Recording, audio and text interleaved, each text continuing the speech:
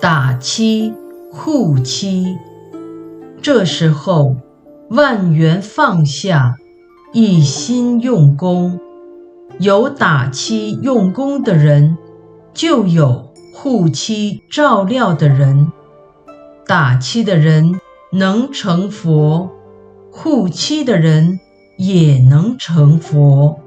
因为在因缘果报上说，有护妻的人，打妻的人才能打到好处，才能得一心不乱。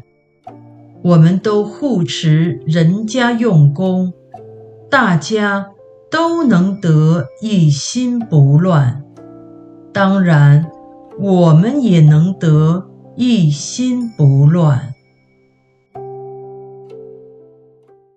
阿弥陀